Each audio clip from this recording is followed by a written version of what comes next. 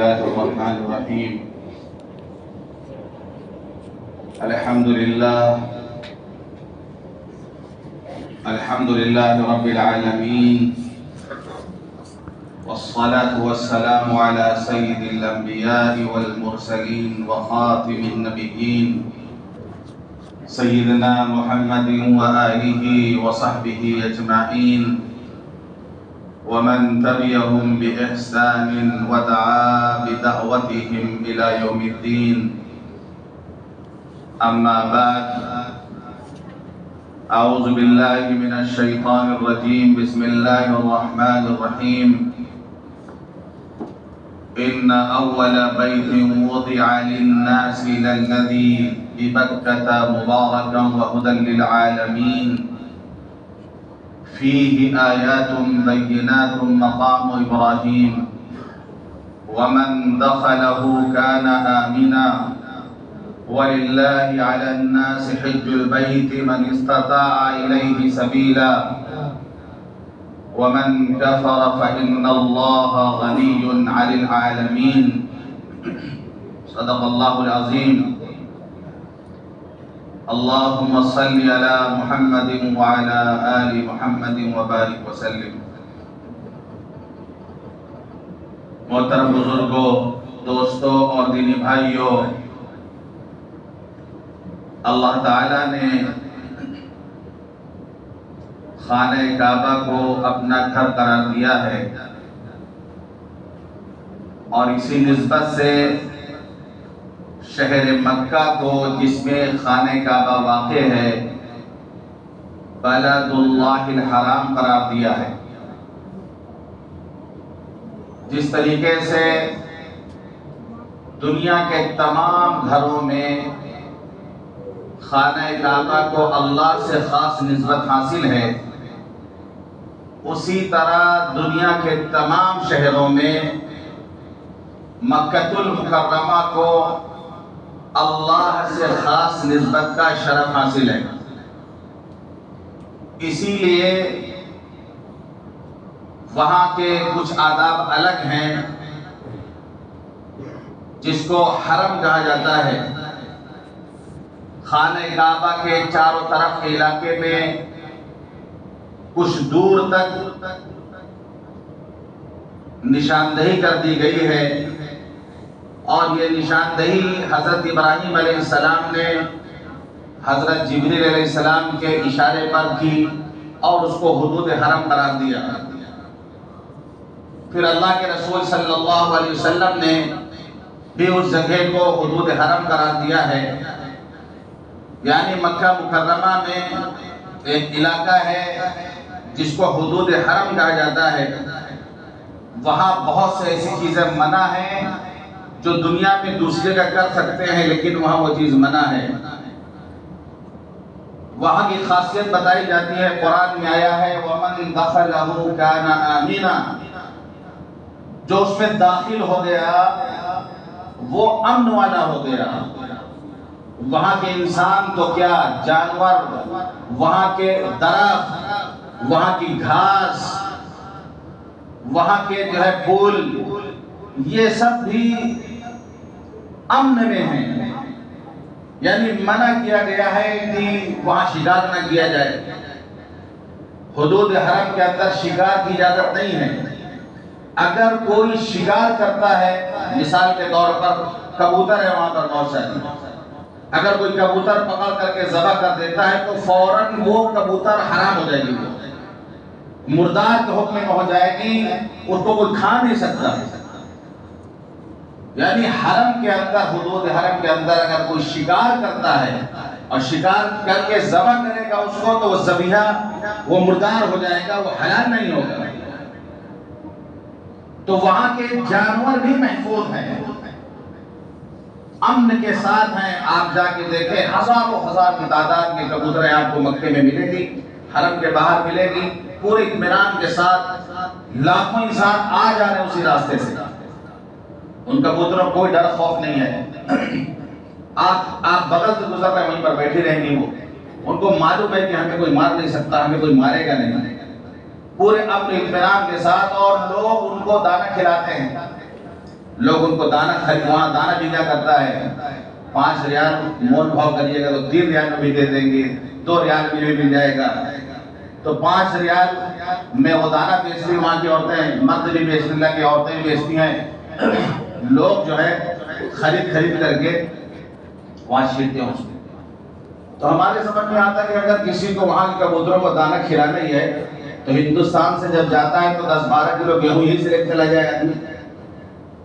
5 ریال کا اتنا دانا ملے گا، اس سے اچھا ہے کہ 10-12 کلو گیہوں ہی سے اٹھا کے لے جائے گا، کیونکہ جب آدمی یہاں سے جاتا ہے تو خالی رہتا، اس کے پاس سامان نہیں رہتا، واپسی میں سامان کا ٹینشن ہوتا ہے، کیونکہ وہ کھجور کی خریداری کر لیتا ہے اور چیزیں خرید لیتا ہے، تو ایک محدود وزن ہوتا ہے، اس کو ٹینشن ہوتا ہے۔ لیکن یہاں سے جانے میں وزن میں کوئی ٹینشن نہیں کہ وزن زیادہ ہو جائے گا، تو یہیں سے دانا لے کے چلا جائے گا۔ اب عورتیں وہاں پر بیچا کرتی ہیں، وہ دانا تو کہہ نہیں پاتی، وہ ڈانا ڈانا ڈانا کیا کرتی ہیں وہاں پر گھوم گھوم کر کے۔ 5 ریال ڈانا، یعنی اردو بولنا چاہتی ہیں وہ، اور 5 کو 5 بولتی ہیں، 5 ریال کا دانا ہے۔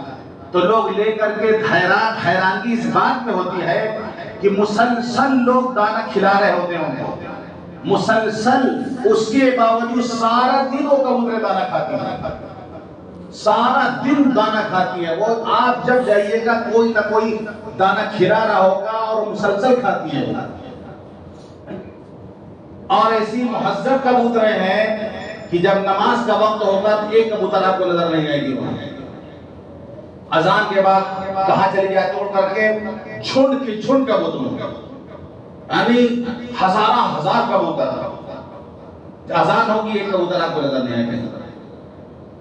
گندگی بھی آپ کو اتنی نظر نہیں آئے گی، ہر جھنڈ میں کچھ نہ کچھ بیٹھا بھی ہوتے ہیں کہیں نہ کہیں، تو کوئی نہ کوئی بیٹ کر دیتا ہے اس میں، لیکن جس حساب سے بھیڑ کبوتروں کی اس حساب سے گندگی وہاں نہیں ملے گی آپ کو۔ اور نماز ایسی ختم ہوئی پھر سب آ جائیں گے واپس، نماز کے بعد ساری کبوتر پھر آ جائیں گی کہ اب نماز سے نکل رہے اب دانا کھانے کو ملے گا۔ تو وہاں کی کبوتر بھی محفوظ ہیں، امن میں ہیں، سکون میں ہیں، رات دن ان کو کھانا ملا کھا رہی ہیں، مسلسل کھا رہی ہیں۔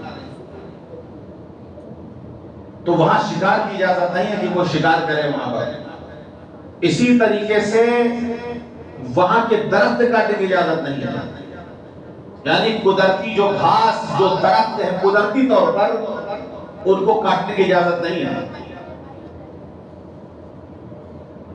اسی طریقے سے وہاں اگر کوئی چیز گری پڑی مل جائے تو وہی آدمی اس کو اٹھائے جو اعلان کا پورا حق ادا کرے۔ یہ تو حکم یہاں بھی ہے کہ اگر کہیں گری پڑی چیز کسی کو ملتی ہے یا تو ہاتھ نہ لگاؤ اس کو، یا اگر لگا دیا ہے تو پھر پورے اعلان کی کوشش کرو کہ حقدار تک وہ پہنچے، جس کی چیز ہے وہاں تک پہنچانے کی پوری کوشش کرے، تب اس کو اٹھائے۔ وہ آدمی سو یار ہم نے اٹھائیں گے 1000 روپے تو دوسرا کو اٹھا لے گا، تو اٹھا لینے دیجیے، آپ تو دوسرے کے سر لیتے ہیں اپنے اوپر۔ چاندی کی پائل گری ہے تو گری رہنے دیجیے، کوئی دوسرا اٹھا لے گا اس سے۔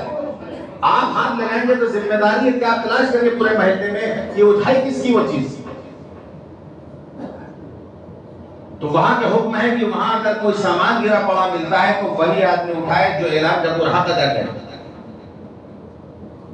ہری گھاس کاٹنا منع ہے وہاں پر، اللہ کے رسول نے منع کیا کہ ہری گھاس بھی نہ کاٹی جائے۔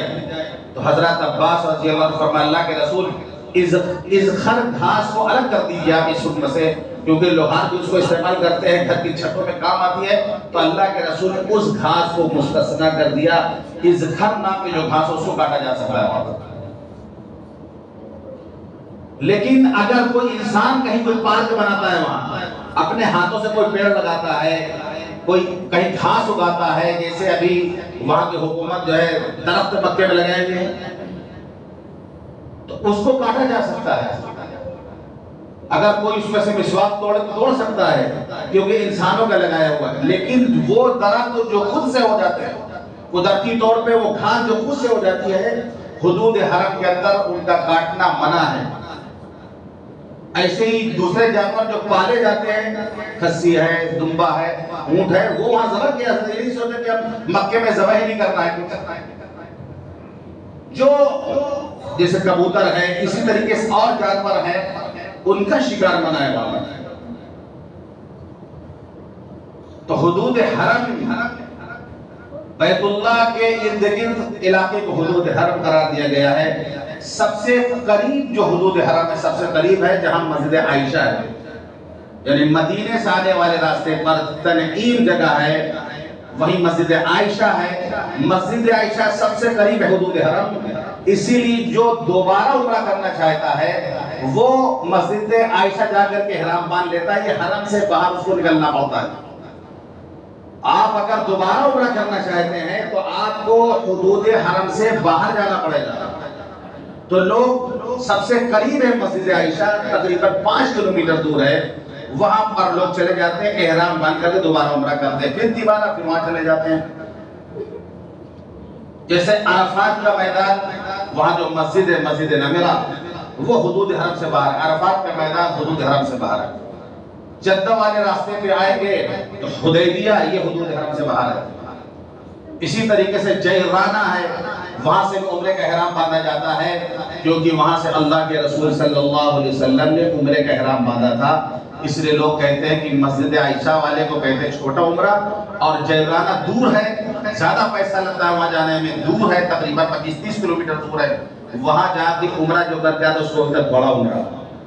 بڑا عمرہ اس لیے کہ اللہ کے رسول صلی اللہ علیہ وسلم نے وہاں سے عمرہ کیا تھا۔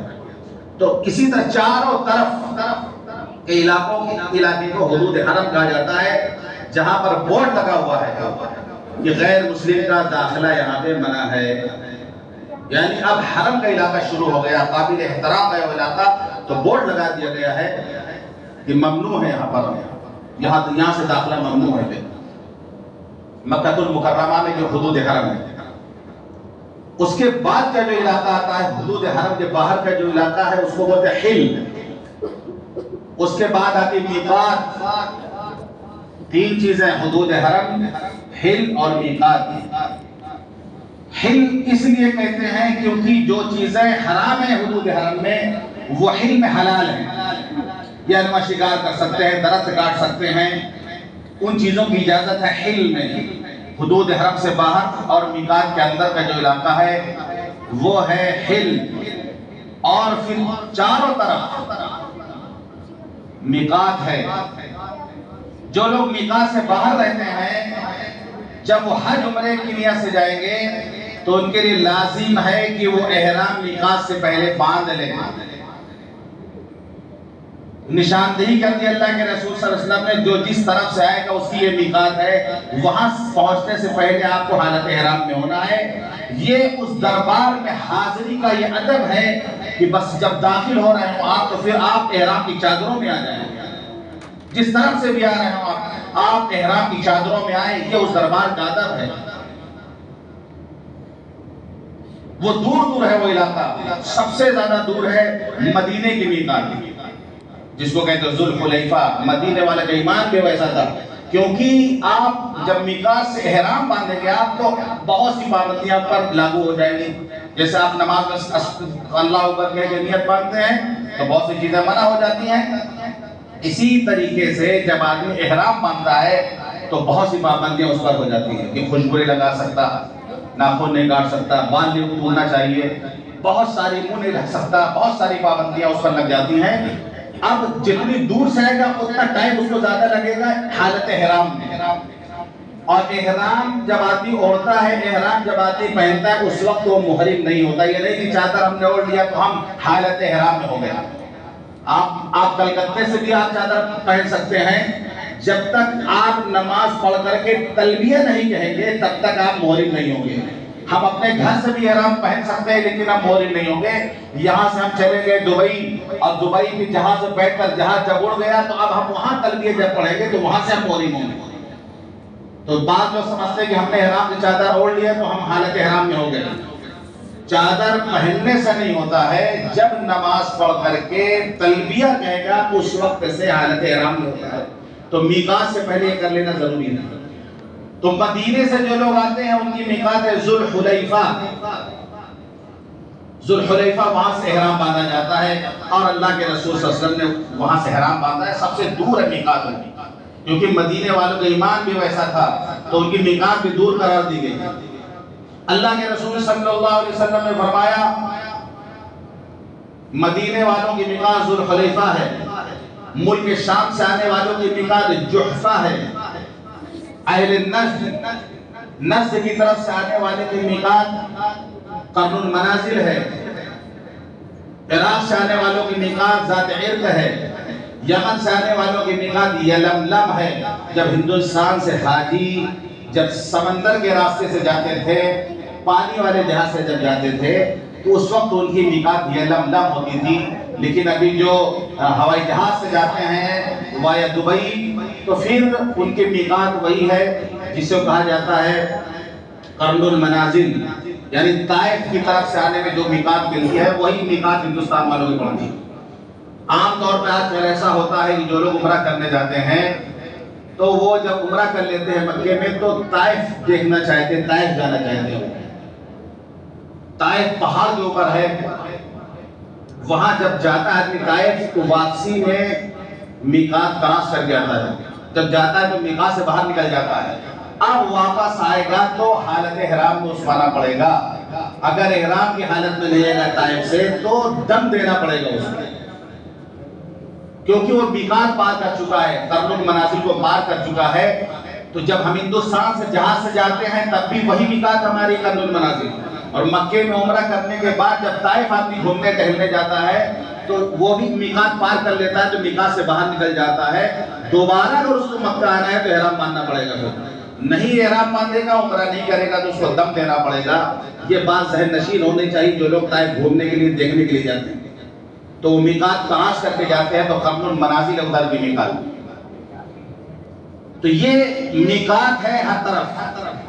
اب جو میقات سے باہر ہوتے ہیں ان کو آفاقی کہا جاتا ہے، یعنی ہم لوگ آفاقی ہیں، میقات سے ہم لوگ باہر رہتے ہیں۔ ہم جب بھی جائیں گے حج عمرے کے لیے تو میقات سے پہلے ہمیں محرم ہونا پڑے گا، حالت احرام میں ہونا پڑے گا۔ میقات کراس کر کے جو علاقہ آتا ہے اس کو حل بولتے ہیں، وہاں کے رہنے والوں کو حلی کہا جاتا ہے، وہ وہیں سے احرام باندھ سکتے ہیں۔ اور پھر اس کے بعد حدود حرم آتا ہے، جیسے کہ میں نے بتایا کہ چاروں طرف کعبۃ اللہ کے دور دور چاروں طرف علاقہ قرار دیا کہ یہ حدود حرم ہے، اور پھر وہاں اس شہر کی ایک عظمت ہے اور ایک ادب ہے اور بہت سی چیزیں وہاں پہ پھر منع ہو جاتی ہیں۔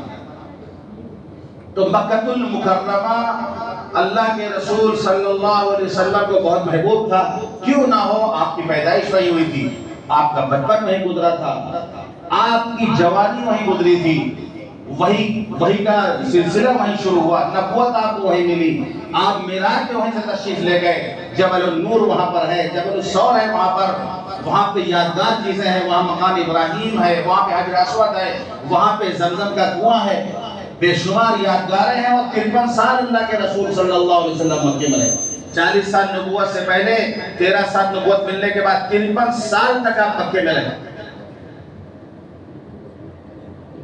تو صحابی فرماتے ہیں، حضرت عبداللہ فرماتے ہیں کہ میں نے اللہ کے رسول صلی اللہ علیہ وسلم کو دیکھا کہ مکے میں ایک ٹیلہ ہے حزورہ، اس پر کھڑے ہو کر مکے کو دیکھ رہے تھے اور فرما رہے تھے واللہ انکی لخیر ارض اللہ، اللہ کی قسم تو اللہ کی سب سے برکت والی سرزمین ہے۔ مکے کے بارے آپ فرما رہے ہیں انکی لخیر ارض اللہ، اللہ کی قسم روئے زمین پر تو سب سے خیر و برکت والی سرزمین ہے۔ وَأَحَبُّ أَرْضِ اللَّهِ إِلَى اللَّهِ، اور اللہ کے نزدیک سب سے محبوب سرزمین ہے۔ وَاللَّهِ لَوْلَا أَنِّي أُخْرِجْتُ مِنْكِ مَا خَرَجْتُ، اگر یہاں کے لوگ مجھے نہ نکالتے، یہاں کے لوگ مجھے ہجرت کرنے پر نہ مجبور کرتے تو میں یہاں سے کبھی نہیں نکلتا، میں یہاں سے ہجرت نہیں کرتا، میں مکہ چھوڑ کے کہیں نہیں جاتا، لیکن یہاں کے لوگ مجھے رہنے نہیں دے رہے ہیں، یہاں کے لوگ مجھے نکال دینا چاہتے ہیں، اگر مجھے مکے سے نہ نکالا جاتا تو میں کبھی بھی نہیں نکلتا۔ یہ ہے مکہ شہر۔ اللہ کے رسول صلی اللہ علیہ وسلم، صحابہ کرام، بھئی ان کا وطن، ہر انسان کو اپنے وطن سے محبت ہوتی ہے، ہر انسان کو اپنے وطن سے محبت ہوتی ہے۔ صحابہ جب ہجرت کر کے گئے تھے مدینہ تو روتے تھے، اچھا نہیں لگتا تھا کسی کو، روتے تھے، مکہ کو یاد کر کے روتے تھے، کسی کو نہیں اچھا لگتا تھا۔ تو اللہ کے رسول صلی اللہ علیہ وسلم نے دعا کی اللہم حبب الینا المدینہ کحبنا مکہ واشد حبا، اے اللہ مدینہ کو بھی ہمارے نظر میں، ہمارے نزدیک محبوب بنا دے، جیسے کہ مکے کو تو نے محبوب بنایا ہے، بلکہ مکے سے زیادہ محبوب بنا دے۔ دعا مانگی اللہ کے رسول نے، اللہ نے دعا قبول کی، مدینے کو اللہ محبوب بنایا۔ پھر صحابہ کا یہ حال تھا کہ اگر مکہ چلے گئے، بیمار پڑ گئے تو ڈر لگتا تھا کہیں مکی میں ان کا انتقال نہ ہو جائے۔ مکی میں مرنے ہی نہیں چاہتے تھے، وہ چاہتے تھے ہماری موت مدینے میں، مکے میں مرنا نہیں چاہتے تھے، کیوں کہتے تھے اللہ کے لیے ہم نے اس سرزمین کو چھوڑ دیا ہے۔ فتح مکہ کے موقع پر اللہ کے رسول صلی اللہ علیہ وسلم نے فرمایا تھا لا ہجرت بعد اليوم ولکن جہاد الولیہ، آج کے بعد ہجرت ختم، آج کے بعد ہجرت ختم۔ یعنی فتح مکہ سے پہلے مکے میں جو لوگ اسلام قبول کرتے تھے ان پر ہجرت فرض تھی کہ وہ ہجرت کر کے مدینہ چلے جائیں، اس کی بڑی فضیلت تھی اور مہاجرین کی بڑی عظمت و فضیلت ہے۔ لیکن جب مکہ فتح ہو گیا سنہ ہجری میں تو اللہ کے رسول نے مکے میں فرمایا لا ہجرت بعد اليوم، اب ہجرت نہیں ہے۔ تو جو اب اسلام میں داخل ہوں گے ان کو بہت افسوس ہوگا کہ ان کو ہجرت کا شرف حاصل نہیں ہوا، ان کو ہجرت کی فضیلت حاصل نہیں ہوئی۔ اگر ہجرت کرنا چاہیں تو ہجرت نہیں کر پائیں گے، کیونکہ اب ہجرت کی فضیلت ختم ہو گئی، اس کی فرضیت منسوخ ہو گئی، اس کی فرضیت ختم ہو گئی۔ لیکن آپ نے ان کی دلداری کے لیے فرمایا وَلَكِنْ جِهَادٌ وَلِيًّا، لیکن اللہ کے راستے میں قتال جاری رہے گا، اور نیت ہے کہ اللہ کے اوامر کی اطاعت کی جائے، یہ نیت ہو، یہ ہمیشہ کے لیے ہے، یہ قیامت تک کے لیے ہے۔ ہجرت تو روک دی گئی ہے، ہجرت نہیں ہے، لیکن اللہ کے راستے میں خروج اور نیت، اچھی نیت، یہ ہمیشہ کے لیے ہے۔ پھر صحابہ کرام کا یہ عالم تھا کہ مکے کو یاد کر کے روتے تھے وہ۔ پھر اللہ کے رسول نے جب دعا کی تو پھر وہ یہ نہیں چاہتے تھے کہ مکے میں ان کا انتقال ہو، کیونکہ وہ کہتے تھے کہ ہم نے اس سرزمین کو اللہ کے لیے چھوڑ دیا ہے، ہم یہاں مرنا بھی نہیں چاہتے۔ حضرت سعد بن وقاص رضی اللہ عنہ بہت بیمار پڑ گئے مکے میں، انہوں نے کہا اللہ کے رسول دعا کیجئے کہ ہمارا انتقال یہاں نہ ہو، ہم مکے میں نہیں مرنا چاہتے، ہمارا انتقال یہاں نہ ہو۔ اللہ کا رسول فرمائے گھبراؤ نہیں، تمہاری موت اس بیماری میں نہیں ہوگی۔ کتنے سالوں اس کے بعد حضرت سعد بن وقاص رضی اللہ عنہ زندہ رہے۔ اس کے بعد اللہ کے رسول صلی اللہ علیہ وسلم فرماتے ہیں انکی لخیر ارض اللہ، مکے کے بارے فرماتے ہیں کہ روئے زمین پر سب سے خیر و برکت والی جگہ ہے مکہ المکرمہ، اور محبوب ہے نبی صلی اللہ علیہ وسلم کی وہ سرزمین۔ کیوں؟ وہاں پر کعبہ ہے، ہمارا قبلہ ہے، وہ قبلہ ہے جس کی طرف خود جناب محمد رسول اللہ صلی اللہ علیہ وسلم رخ کر کے نماز پڑھتے تھے۔ ہماری طرف سے کعبہ مغرب کی طرف ہے، مدینہ منورہ سے کعبہ جنوب کی طرف ہے، ادھر سے کعبہ جنوب کی طرف ہے۔ تو وہاں پر بے شمار چیزیں، فیہ آیات بینات، اللہ فرماتا بے شمار نشانیاں ہیں وہاں۔ مقام ابراہیم ہے وہاں پر، حجر اسود ہے وہاں پر، کہ اللہ کے رسول صلی اللہ علیہ وسلم فرمایا حجر اسود کے بارے میں کہ قیامت کے دن اللہ تعالیٰ اس کو دو آنکھیں دے گا جس سے وہ دیکھے گا، اس کو اللہ زبان دے گا جس سے وہ بات کرے گا۔ یہ پتھر جس نے بھی اس کا استلام کیا ہے، اس کو بوسہ دیا ہے، اللہ کے اس کی گواہی دے گا۔ یہ پتھر وہ جنت سے آئے وہ پتھر، وہ مکے میں ہے۔ 53 سالہ زندگی اللہ کے رسول صلی اللہ علیہ وسلم نے مکے میں گزری ہے، 10 سال آپ مدینے میں، 53 سال آپ مکے میں، بے شمار یادگار ہے مکہ المکرمہ میں، قدم قدم پر یادگار ہے مکہ المکرمہ میں، کہ وہیں پر نبوت آپ کو ملی۔ سال ہا سال کے بعد، سینکڑوں سال کے بعد زمین و آسمان کا جو رشتہ قائم ہوتا ہے مکے میں ہوتا ہے، وہ جبل النور جسے غار ثور کہا جاتا ہے، حضرت جبریل تشریف لاتے ہیں اور سینکڑوں سال کے بعد زمین و آسمان کا رشتہ قائم ہوتا ہے مکہ المکرمہ میں۔ وہی نازل ہوتی ہے اقرأ بسم ربک الذی خلق، علم کا تذکرہ ہو رہا، قلم کا تذکرہ ہو رہا، پہلی وہی نازل ہو رہی ہے، اس میں قلم کا تذکرہ ہے، اس میں علم کا تذکرہ ہے۔ وہ مکہ اگر پوری بستی میں شاید اس وقت اگر تلاش کیا جاتا تو کسی گھر میں ایک پین نہیں ملتا، ایک قلم نہیں ملتا، وہ پڑھتے لکھتے نہیں تھے، قرآن میں وہ امیین کہا ہے۔ پورے مکہ کی بستی میں اگر اس وقت قلم تلاش کیا جاتا تو شاید کسی کا قلم نہ ملتا، لیکن پہلی وہی نازل ہو رہی ہے، زمین و آسمان کا رشتہ قائم ہو رہا، سینکڑوں سال کے بعد اللہ وہی بھیج رہا، قلم کا تذکرہ کر رہا، علم کا تذکرہ کر رہا۔ آج وہی قوم سب سے پیچھے علم حاصل کرنے میں، جس کے ہم پہلی وہی علم کی نازل ہوئی، قلم کا تذکرہ ہوا، وہی قوم سب سے پیچھے ہے، علم کے معاملے میں، تعلیم کے معاملے میں بہت پیچھے ہے۔ اسی طریقے سے اللہ کے رسول صلی اللہ علیہ وسلم نے فرمایا لا تزال هذه الامه بخير لا تزال هذه الأمة بخير ما عظموا هذه الحرمة حق تعظيمها فإذا زيّنوا ذلك هلكوا. میری امت جب تک حرم کا احترام کرتی رہے گی، حرم کا احترام کرتی رہے گی، خیر و عافیت کے ساتھ رہے گی، اور جب یہ چیز کھو دے گی، حرم کا احترام نہیں رہے گا، یہ ہلاک ہو جائے گی. یہ جو حدیث ہے اللہ کے رسول فرماتے ہیں یہ حرم جو ہے مسجد الحرام یا حدود حرم، حرم کا احترام جب تک یہ امت کرتی رہے گی خیر و عافیت کے ساتھ رہے گی. جب یہ حرم کا احترام نہیں کرے گی فَإِذَا زَيَّعُ ذَلِكَ زائد کر دے گی، اس کو ہلاک ہو جائے گی. یہ حدیث چونکا دینے والی حدیث ہے کہ آج پیسے کی فراوانی ہونے کے بعد، پیسے کی فراوانی، سفر کی آسانی کے بعد بے شمار لوگ حج عمرہ کرنے جاتے ہیں، لیکن حرم کا جو احترام ہونا چاہیے وہ احترام ختم ہو گیا ہے. پوری دنیا میں امت جو پریشان ہے من جملہ تمام اسباب میں ایک سبب یہ بھی ہے ان کی ہلاکت و بربادی کا کہ حرم کا احترام نہیں باقی ان کے پاس ہے. تصور نہیں کر سکتے آپ کعبہ کے سامنے بیٹھ کر ایک مسلمان مطاف میں بیٹھ کر کعبۃ اللہ آنکھوں کے سامنے ہو اور موبائل میں بیٹھ کر گیم کھیل رہا ہو، موبائل میں بیٹھ کر گیم کھیل رہا ہو بیٹھ کر. آپ تصور کر سکتے ہیں؟ ایسا بھی ہو رہا ہے.